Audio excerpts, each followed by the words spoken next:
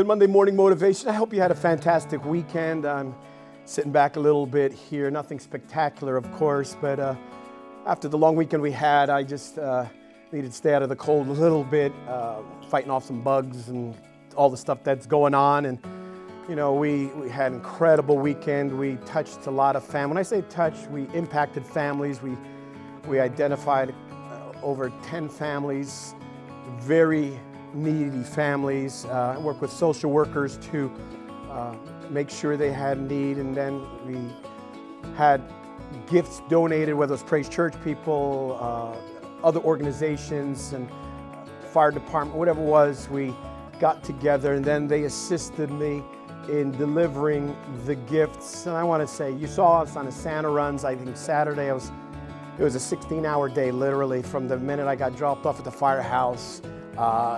It didn't stop. Literally, 16 hours. I had to even go to a dinner, a fancy dinner, and I was in a hoodie and sweats. But you know what? No apologies. I don't mean that in a bad way, but it was just full tilt and full throttle, doing what we do. You should have seen the thousands of faces of smiles when we drove around the city between Santa's, Grinches, passing out candy canes and the like. But you know, Company 5 helped distribute or to deliver to families the gifts that we had. I got to say, some of them from the company which got burned in the past. You say, hey, Pastor, we have a hard time giving to people when we walk into their houses and they have 90-inch televisions and the Mercedes pack. Don't judge. Listen, we've all been burned because we got people who do take advantage of the system. So, and I can understand. But I got to say, at the end of the night, they came to me and says, you made us a believer again. On Sunday, after a busy morning at Praise Church and church and ministry and services, all that stuff, jumped on Company 4 and ladder truck, as well as Company 1 joined us, and we delivered to 9 families. Let me tell you something. There were such needs. And every one of them were waiting outside, smiling, excited about it. And the question might be, why do you do what you do? Why do you do it? And I know we live in a world, everyone's looking out for themselves.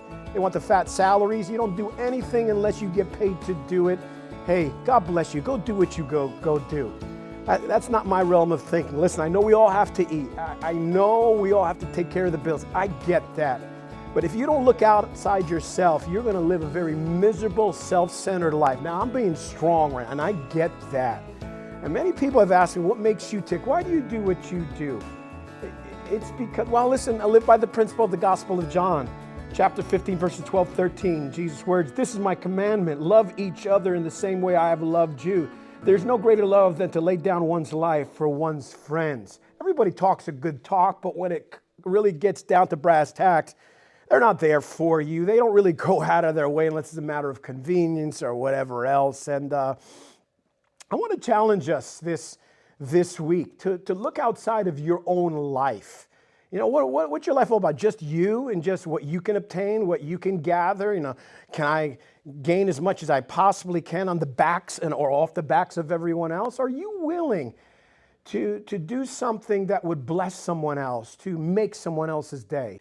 The bottom line is that love, that's what love does. Love serves even when people don't deserve it, oftentimes even undeserving. Listen, when you read out of the gospel, that's exactly what Jesus did.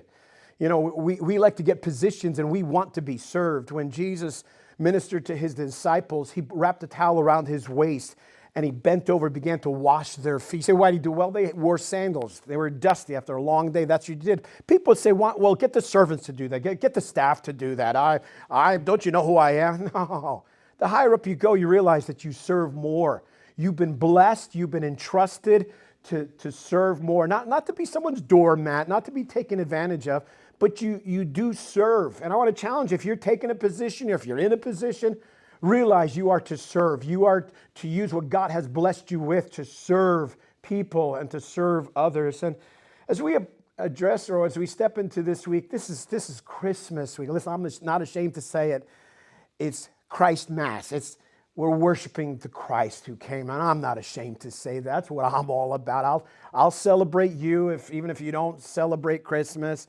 But listen, don't take away my Christmas. Don't take away my Christ in my life, because that's what makes me tick. That's what makes me go. And you know, sometimes it's undeserving. And, you know, after even we were out there all day for 2 hours, and we had one mother. She got nasty with us. And well, it's not fair. And I was like, whoa, I had to bite my tongue. Yeah, sometimes life isn't fair. We ran out of gifts, and we just couldn't oblige. And you know, I wanted to get the jersey out of me. No, you just kind of walk away. So you apologize and walk away.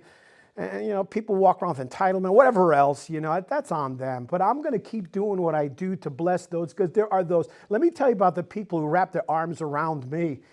Male, female, right on the streets, all the firefighters, everyone was looking, because tears flowing down their face saying, thank you, thank you, thank you. So listen, you're going to have some of those individuals, you know, erase them, just put them aside, pray for them, and hope they change. But there's a lot who would appreciate that we touched their lives in a good way, in a positive way. So this week, listen, if I see you on the streets of Garfield, be sure to wave, beep. Let's keep making a difference. Let's keep encouraging one another.